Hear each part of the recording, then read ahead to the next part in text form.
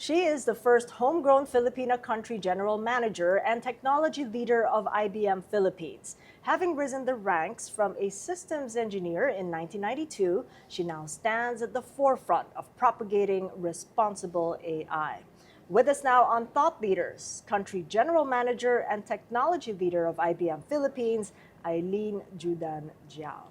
Good to have you with us, Aileen. Thank you so much for joining us. Thank you for inviting me, Cathy. Good to see you again. And pretty interesting times. We've Yes. got President Trump 2.0 coming in 2025, expected to have a massive impact on big tech, AI chips, and more in Silicon Valley. But exactly what will the impact be coming from a tech perspective?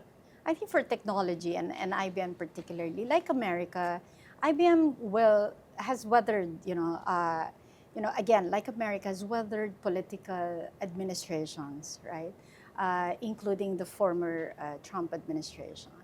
It has always been our advocacy that we are after policy, not politics. So all of these emerging technologies, even in the first Trump administration, where AI really also came about and boomed.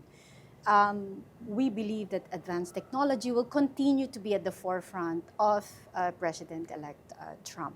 So we will continue to work on collaborating with them as part of the private sector, business sector, and the consultations as needed moving forward. And yes, we're very interested in AI, of course, moving forward, including regulation. Right, but it appears that it's going to be more of tariffs, more protectionist, more than just countering China with providing incentives for companies to manufacture those needed chips for AI to be made in the US. So in terms of higher tariffs for imports, what impact do you think this might have on the cost of producing AI chips? I think first, the demand will continue to be there. I mean, let's talk about the demand first. The demand will continue to be there as more and more globally will look at really increasing the adoption of AI, whether through apps, the impact on cloud computing, and all of this. And yes, as you do a lot more of the AI models, which will require compute capabilities and therefore, yes, impact on the chips, it'll continue to require, have heavier demand on the supply chain, right? But there will also be continued interest in driving more development on chips. IBM is also in the progress of developing a new super AI chip. So, like most of the other technologies, we will help with addressing the demand of the future for this.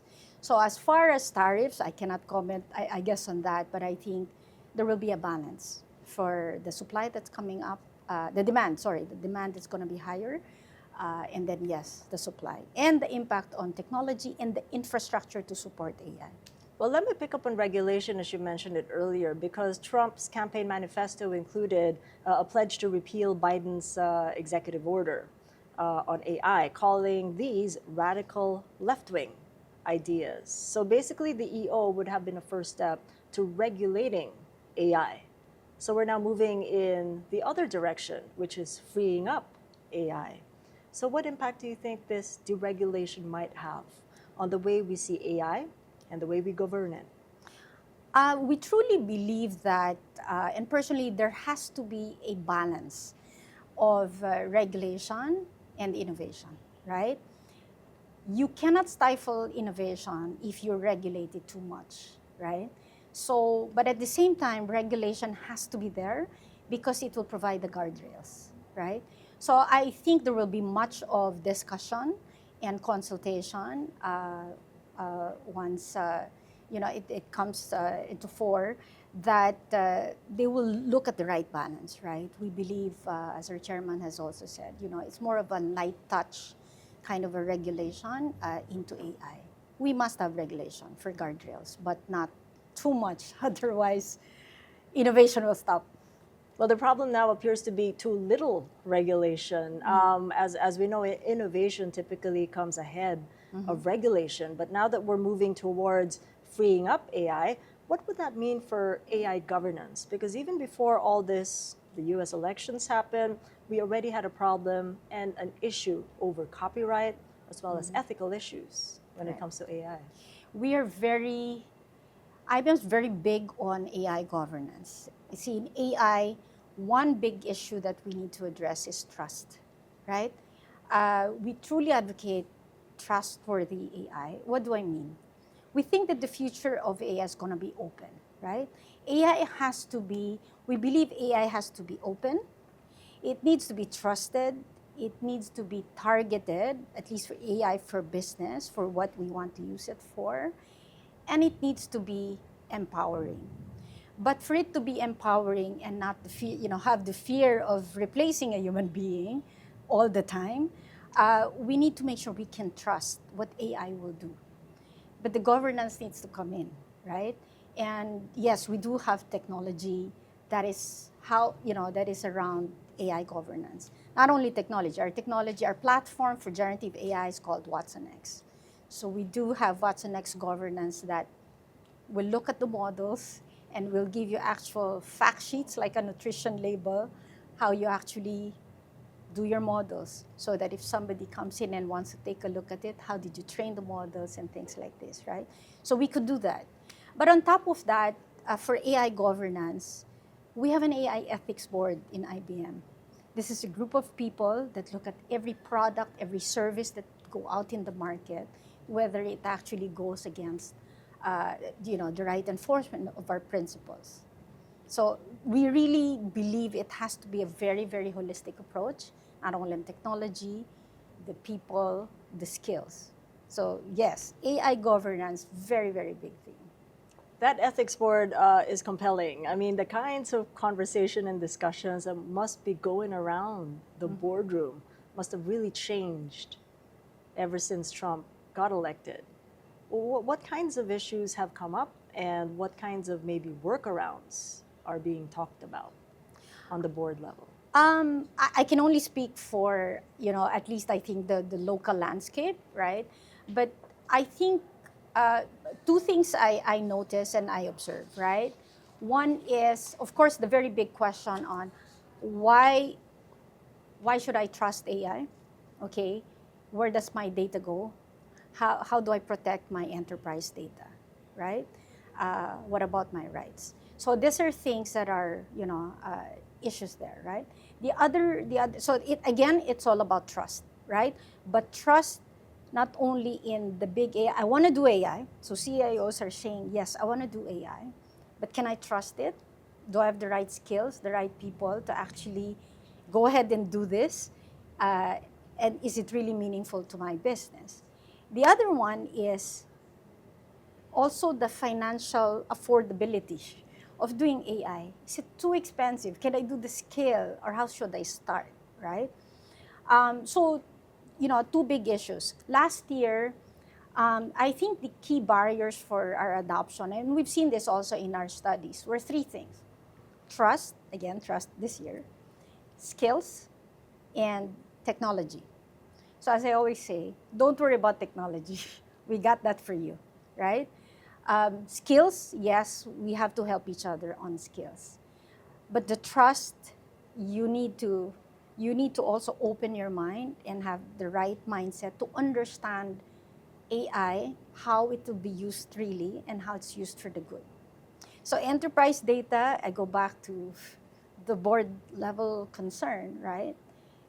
There are ways where you can use AI and look at really unleashing the power of AI using your enterprise data without giving it away, right? So it doesn't have to be all out there that once you use AI, it will be seen by everybody. There are ways to do that, and there are ways to keep it private, and you can still get the advantage of AI. But your core strategy is all about being open, the Right. open source AI Yes. community. So how do you ensure that path is somewhere where we can learn the best practices from, and at the same time protect the Yeah. data? Right. So IBM's core strategy is really underpinned by hybrid cloud and AI. We have restlessly reinvented ourselves through the years. You may have known us from the hardware days, and software services. But now we're very clear: hybrid cloud and AI. So, in the hybrid cloud world, your data will reside on premise, out there in the public cloud, or some private cloud somewhere. But you're gonna use AI to actually do insighting across all of that. But you want a platform that will be, yes, open source, right? We learned this from IBM's acquisition of Red Hat, which is a very strong partner now for us, and we use our development in AI to underpin that strategy, right? We believe it has to be open source because if you want AI to really proliferate in the right way, it has to be accessible and usable by a broader community who can test it, who can qualify it, you can give feedback, and really have a broad set of users, right? And then we infuse IBM's governance as well as part of that. We did this in our AI. We call it the Granite series of foundation models in AI. And we've also made it available to the open source community, so that all this governance, transparency, explainability, the AI fact sheets, if you use these models, it will be available to you as a developer. Some say the licensing of the open source model lacks clarity. There is little info on how the models were trained and how it's filtered for hate or maybe even bias. So how do we resolve that concern over lack of transparency? Well, that's interesting, right? There are there are thousands, I think, by now, thousands of models out there that you can try if you're like a developer for AI. But you want to pick the right model that is fit for purpose, the right data that you want to use. But what's important is, if this is particular AI model, can I also trust it? I can tell you that for the IBM Granite series, if you look it up, the Granite series, IBM indemnifies against our own models, the models that we create. Why? Because we put all our principles of transparency there, the explainability. We know how we trained our data sets. We were the first, I believe, who has published a paper on how we trained our models. The data sets we trained the model. In fact, I think the first time we looked at that, we realized that more than 3/4 of the model was actually trained on data sets that had to be filtered for profanity, for abuse, and bias. So that was taken out, because if we're going to make it usable for the business, how do you trust it, right? So we took that out and we published what data sets we trained it on, and that's now what we put out there, right? So you have to be a responsible AI developer as well to make sure you know the right model to use. Well, let's take, for instance, bias, because that's big. When you talk gender bias, it's a big risk, but also an opportunity. But how do you ensure that the data set would get it right when it comes to bias? It's interesting. This is a big area, right? So yes, bias is one of the risks in AI. And one of the things, and it's actually related to diversity, inclusion as well. Let me give you an example. If you're training your AI model to do insights for you, you want to chat with documents and you want to use AI to give you an answer for a question that you ask, right? You want to train it on certain types of data, right? But you want to use the data that is representing the diversity that you need, right? For instance, if you want information about the right skills about engineers for CV screening, for example, you want to put and feed it with data that is male and female and other genders in terms of engineers. If you only feed it with data that are engineers who are of a certain gender, then there will be bias to think that skills only exist for that gender, you see? Now, bias doesn't have to be just gender. It could be, think diversity of thought, right? So it may be diversity in terms of demographics. So You want to train data, let's say you're an energy company, you want to train data on asset management, you want to train it with skills known by older and younger engineers, for example. So this is how you address it. You want the diversity, again, of the training data. The other one is, who gets exposed to this? Who supervises these models? I mean, the human beings. Again, you want to make sure there is no bias in the process, unless you want it deliberate that way, right? But there are many ways to address the bias. And yes, in technology, there is a way in the software, like in a software, to detect bias. You can see it in fact sheets. But there appears to be that factor of willingness coming from the person who is training the AI. There has to be that mindset that it's going to be okay. We train the AI for good. But are they coming forward? Are men and women coming forward to want to train the AI and not be afraid of what the consequences might be? This is interesting. I would venture to say, and we've seen this in our studies in IBM as well, right?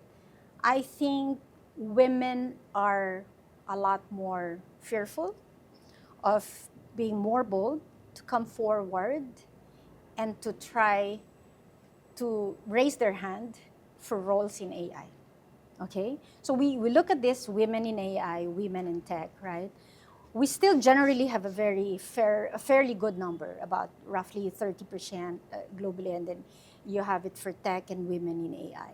But I think generally, and even in the Philippines, you will see that for technical roles, it's more of women having the mindset that AI will come and take my job, right? Rather than, you know what, I have a way to leverage the power of my being a woman, or the diversity, or my skills to train the models or help be involved in AI projects. So I think this is the part that needs more work, right? It's really us coming more and being more bold in making our play to be involved in these projects because we can, and we can actually help address these issues of eliminating bias in AI projects. So what kind of work are you doing to convince the women to come forward? Because at the end of the day, if they don't, and then they accuse AI of gender bias, then we're going to come back to them and say, but you weren't there to train it. Well, there are many ways, of course, to train a model, and there's technology to do that. But, like in IBM, for instance, right? Across IBM, we've exposed all IBMers to AI, right? Practically every day, we touch AI. It's a question of whether we know it very discreet or not, but we expose, right? We want everybody to experience it regardless of role. Actually, regardless of gender, regardless of your level in the company, right? Because we need to make it clear that AI can be consumed by different levels in the organization. You could be an executive, you could be a technical, systems engineer, a developer, anybody can, or you an accountant, right? You can touch AI and you can try AI. Only when you experience it that you can really feel that, oh, yeah, I could do that. Because today, you don't need to be very technical to do AI. That's an interesting point. One of the key points in AI is that it became popular because of its ability to do natural language processing. So it can understand your sentences the way we speak our language, right? So it's not very technical stuff. In fact, we say it's low code, no code. So if you're on a business unit side, you're in marketing, you're in sales, you're in finance, you can actually use AI without being a developer. Many years ago, you had to be one and had to be very technical. This is the same thing I'm observing in the Philippines, where a lot more of those are really getting interested. They get it because they know their data and they're from the business. And what about those who try AI and realize, my gosh, this could take away my job? Mm-hmm. This is the biggest fear, I think, that has come about. Okay, but let me say this: will AI take our jobs and replace us? I think I always say it can if we do nothing. Okay, so I'll get to that in a while. Can if we do nothing. In fact, we had a paper on this. In our guide for generative AI, we said, AI may not replace the human being, but to replace the people who don't use AI in the future. So let me just say that.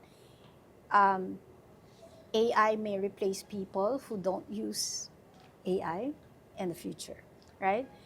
Why do we say this? We all have to scale up on AI, right? Because the technology is there, it is in the Philippines, it is out there. If we don't want to learn AI and not understand how we can work with it and work it to our advantage, then yes, you will come up with issues where it can take over your job, okay? In fact, we have a very simple formula I want to share with you, right? So AI plus means whatever we plan in the company, plus AI, whatever we plan out in the company, we think of, oh, by the way, where can AI help, right? So you do AI after the fact. We advocate that moving forward, if you're doing like your strategic planning or your agile planning, you think about AI plus. What does it mean? Think about what are things AI can do very well and can do easily. Then you think about what are the other things you can add as processes and people. Why does it matter? Because it affects the way you will deal with the people, the decisions you will make in terms of hiring, and the skills that you will look for. If AI can easily do it, and you hire other people who are going to do what AI can do, then those people will be replaced. I think our job as leaders is to find the right roles that the same person can do in the world of AI. We have seen this in IBM, where you can see people who are the same people before, but they're now doing a different role in AI. As an example, people who came from the manufacturing plant of IBM, are now AI engineers. The same person. Did you take the person out of the job? They got remissioned into new roles because they have new skills now in the world of AI. An HR practitioner who's probably somebody's doing acquisition of talent is now a conversational specialist in the world of AI. Same person. So what you're really doing is actually thinking about what the new person will do in the world of AI. So the same person is now training what questions to ask the AI models rather than just looking at CVs to screen. You see the difference, right? So I think this is really a role, as leaders of businesses and of course with our HR organizations, right? To really challenge ourselves to think about what the new roles will be. But hang on, we still have financial challenges and a Yes. financial cost to consider. Right. Would it cost more maybe at the upfront before it kind of levels out and becomes cost efficient for any company wanting to do plus AI? If they want to do AI first, right? You want to, again, if you think about what AI can do from a cost structure, okay, there are two ways to look at it. One is, what can I accelerate doing today? I can do more of that using AI, right? If today I can, if I'm a legal firm, I can, yes, I have lawyers and all that. But if I can do AI to actually sift through all the documents and not having to read that, then maybe I can, I can just have AI do that, and then just have a person do something else, right? The cost of that, the entry cost for just doing virtual assistants is very, very low, right? It's very easy to do a virtual assistant, an AI-assisted virtual assistant for you to run the business. It doesn't take, heavy cost, right? Where the heavier costs would come is when you use it for larger applications, where you put a lot of the enterprise data, you put it in the manufacturing, you put it into the finance, and then you are very deliberate about how much more data I'm gonna put in there, how much more applications, and so on, right?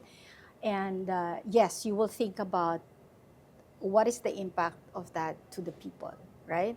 So one way is to accelerate.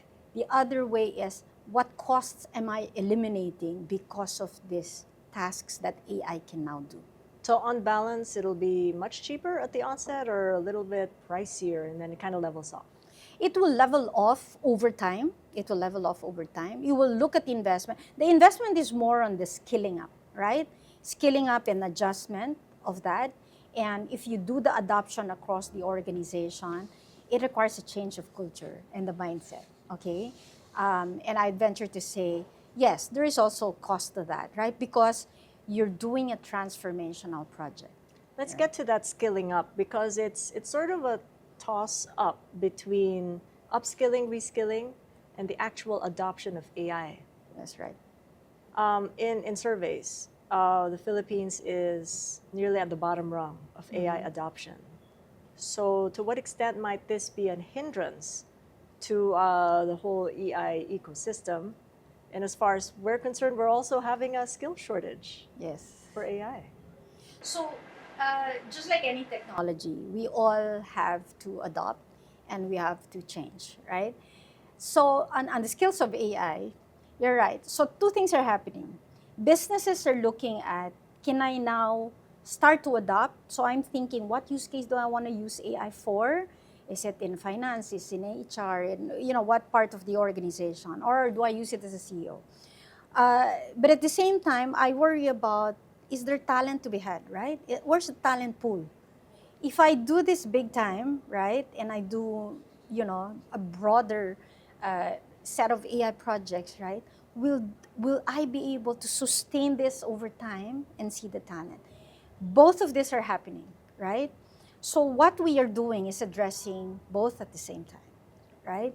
Meaning, yes, we educate, various industries.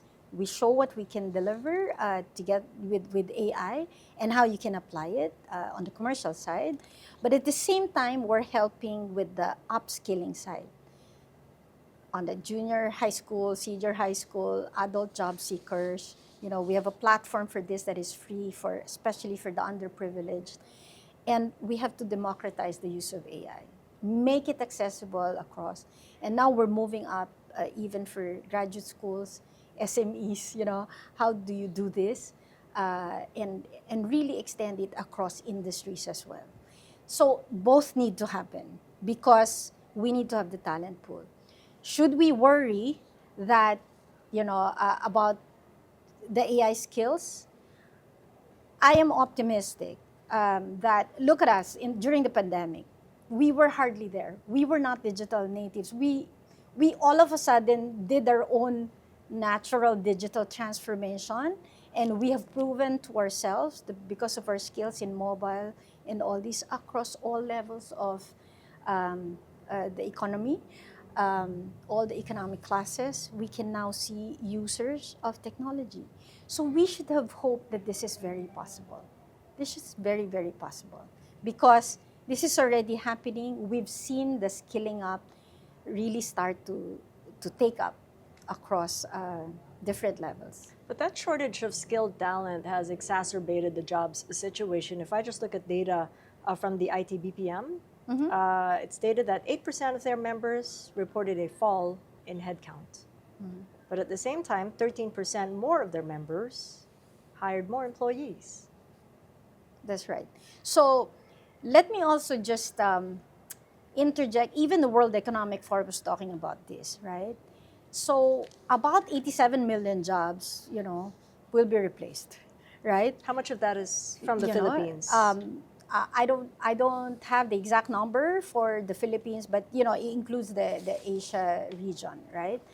But the point was 69 million will be created, right? So again, I go back. These are the new, and your data points exactly pointed the same thing. There is displacement, but there are new ones that are being created. So we need to find all these new roles are being created so we attract more investments and we can do more. Because again, AI can help you accelerate, right? What you used to do before, and you can do more with less, right? So we need to flip the angle and then do so much more higher level skills. I'll give another example. Even for cybersecurity, right? You can use AI, you can advance through that.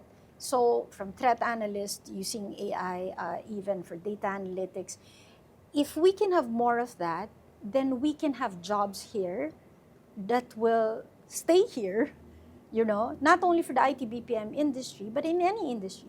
Then they can stay here.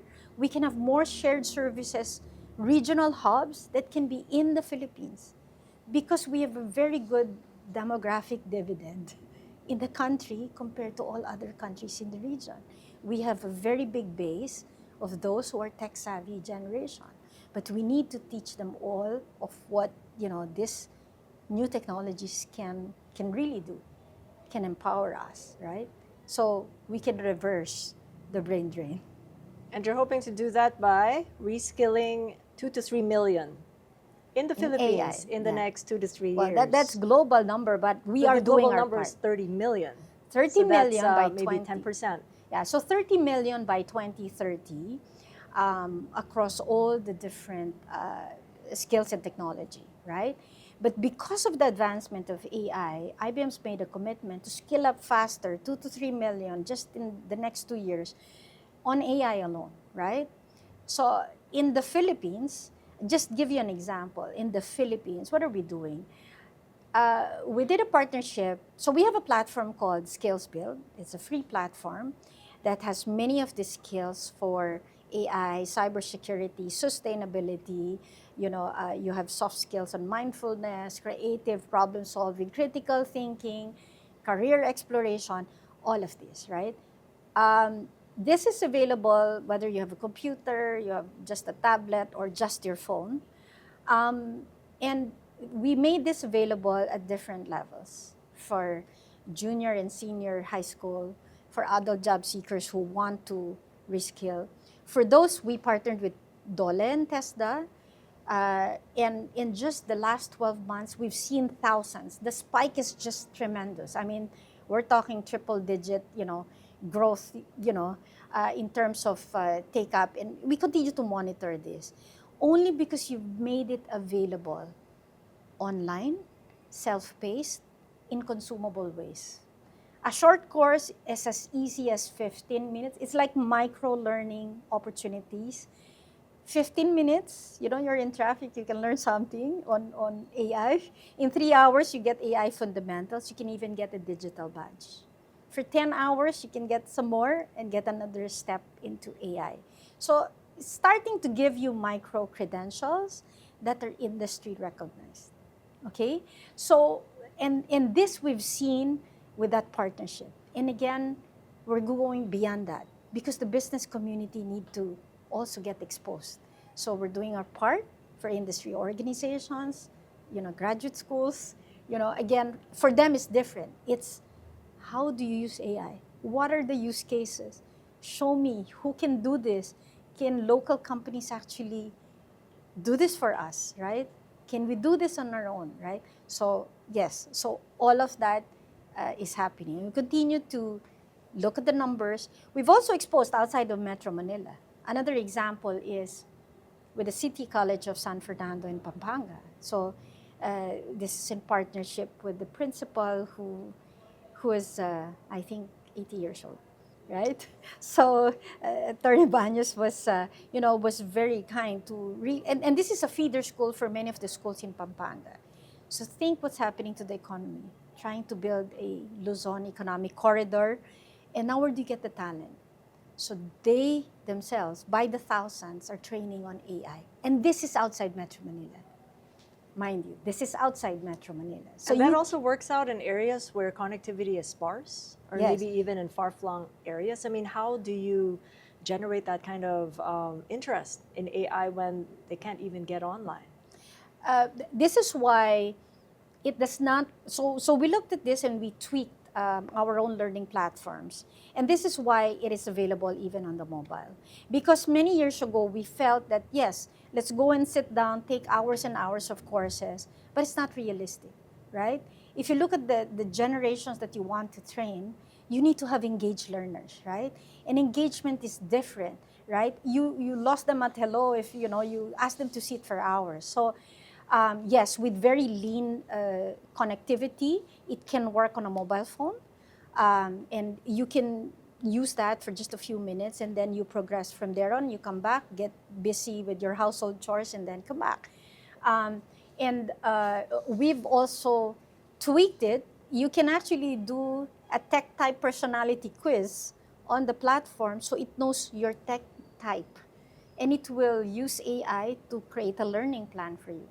So a lot of these are available. You can imagine this is how we have made it current, because if you're going to do it yourself, how do you develop that depth of courses to just maintain a platform like this? Of course, we have an ecosystem of partners that do this with us. Which right? includes big business, which you've already talked about, but what about for the MSMEs, the micro, small, and medium-sized enterprises, considered the backbone of the economy? Yes. What sort of case studies do you have Yeah. where AI really works Yeah. for the small business? So for small businesses, my message is that you have to also think that AI is also consumable for you. I'll give an example, right? One of our partners, Activine, for instance, they already have an app which can help you look at, let's say, all the benefits on, let's say, HMO to address your employees, because you may not have all the talent, to just create a very big HR group, right? But you can use, AI with the virtual assistant that's ready to go, and it's very consumable. You can go live in just, maybe a month less, depending on what data you put on, and it's very small to start with, right? So many of these are already available today across industries, right? If you want to do it in a consumption model where it's monthly, you have capability to do it yourself, you can also start with AI. So it's not a non-starter anymore that you gotta have a very big budget to start with AI. So small companies, there are many, many use cases that can help you already, regardless of where you are in the Philippines. You've often mentioned consumables. It's a repetitive word all throughout this chat. How important is that in understanding what bite-sized means and what customizing AI means for an individual or a business? Right. I say this because that has been my observation, over the last few quarters, right? Because taking the fear of AI, one, I mentioned about the trust, right? But the other one is really, is that for me? The question is, that for me? Can I really consume that? Maybe it's just for the big businesses, right? So if we want to ground it here in the Philippines, we need to get the stigma out that yes, you can consume it even if you're small. Like that. If you have technical people, take note. You don't have to be have a very big developer team just to try AI, right? It's low code, no code. So if you have business people who understand your business, but they just want to try it anyway, we have partners who can work with you, and you can use the use case outright. If you have developers, it may be some technical people will just train you, for instance, train you on what's next. You're ready to go. We've trained age ranges of people in our boot camps from 18 years old to 80 years old. How did the 80-year-old do? Oh, they tandem together. You'll be surprised how well they perform, because they have the domain knowledge. They have the institutional knowledge of the business, right? In fact, we can see mother and daughter, father and son, entrepreneurs, because it's actually a very good combination. You think about it, right? So there is no age in reskilling. And we've seen this. And I'm talking Philippines. I'm not talking some country out there. This is our first-hand experience, right? So again, you want to try it yourselves? Yes, go ahead and do that. Just get the software, try it on your own, develop. It's a it's a co-create mindset. Don't wait for it to be perfect, because you can help perfect it as you go, as we say, right? So it's very similar to our experience in IBM. We are client zero. What we share out there, we have tried ourselves. We started with HR, HR application. Then we grew with more and more applications, making it digital labor. Then you have finance, and now we have it all across the organization. For the 80-year-old, what did he or she contribute as a co-creator to AI when he or she was exposed to it? It's really the knowledge of the business. Because you can be very techy, but you understand the code. You understand the code, maybe you understand what is prompt engineering, you maybe understand the language behind it, but you do not know the business. They know the business. They know the application they know what is harder for a human being to do in so much. Again, there's human in the loop. So AI plus thinking, meaning what can AI do and what will the human being do as part of the loop, right? They have this. I can see that the new ones, the more technical, the younger, let's say, that kind of a tandem, it's more to augment. But they're not techie. So it's a very good partnership, right? Very good partnership. So that's why let's not be afraid of AI, because the people who have very strong knowledge of the business, you may be an engineer, you may be an asset management head, you may be the branch manager of a bank, you know it at the back of your hand. You may not be an AI expert, but you know that domain. That is your contribution to the equation. You know what is the right use case to apply it to. Because if you just look at it from a technology standpoint, you will burn money, because it's going to be a technology project. But learning the right use case gets you to the right path, right? So it's actually the good combination, which is why many business leaders are actually getting, even our own studies, they are more bold. Many CEOs, we have seen this in our studies, including Philippine CEOs. Philippine CEOs, when we compare to ASEAN, ASEAN level CEOs, are even more bold in taking the leap for AI. But what was stopping them? Can my team do that? So the leaders think it was far ahead, far bolder. Why? Because in AI, you can leapfrog. You don't need to go to the first step, then the second step. You can leapfrog. But if the concern were people, then would that be leapfrogging? Or would that be why, hindered? Which is why I go back to the skills, right? It's really the understanding that, yes, you can start, okay? No code, no code. You can start, look at a business area that is going to be easier for you to start because you don't have as much skill. You get some help. You start with that, you adopt, you go to the next use case, you broaden the picture, right?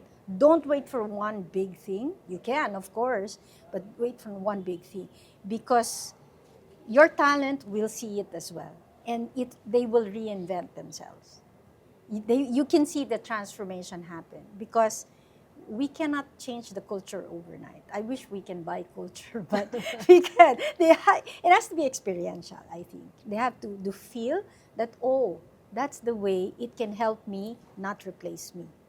You got me interested in the mother and son tandem. How are things at home, being the technologist that you are, and knowing that your son, nearing 30, a millennial, would be more digitally enabled? But what's the relationship like? I mean, the way that you co-create with AI these days. Actually, it's actually very helpful for me, because I get to understand how the generation thinks, right? Because I deal with it every day. So you right? still learn from the younger I one. learn, yes, of course, yes, absolutely. So I learn from the generation. Oh, so that's how because you look at their friends, you look at the way they approach things, their mindset.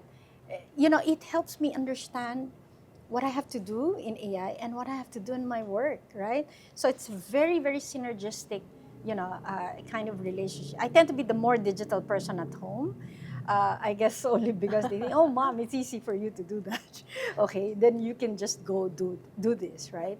But yes, you have to build on each other. You learn because like you and me, we have many hats, right? But at home, they are my bosses. Final piece of advice, as you've come all the way from becoming a systems engineer in the 90s, and it's very atypical that a systems engineer would end up in C-suite, but you did. Yes. Now that we've got AI, what kind of advice would you give those who'd like to try the path that you have and that AI is now part of the picture? That's a very good question. I think we need to be very, very open our minds to the art of the possible, that we can restlessly reinvent ourselves. We have to go back to trust also, again, that it can be done, that you can do it, right? You have to raise your hand, take all the excuses away, because we can do it. We can do it. And yes, technology can be learned. AI can be learned, okay? And there is a way to trust AI. If you experience it, you can really unleash the true power of it and create a new future for all of us. Well, on that note, thank you so much, Aileen, for joining us and for all the information you've shared. Thank Hoping you. our audience will fear less of AI. Yes, I hope so. Thank Certainly. you. Thank you. And catch us again next Thursday, 9:30 p.m. Philippine Standard Time on One News. You can also check out The Long Conversation on YouTube, Spotify, Apple Podcasts, and Google Podcasts. And if you haven't done so, like or follow my social media pages. I'm Cathy Yang, and this is Thought Leaders.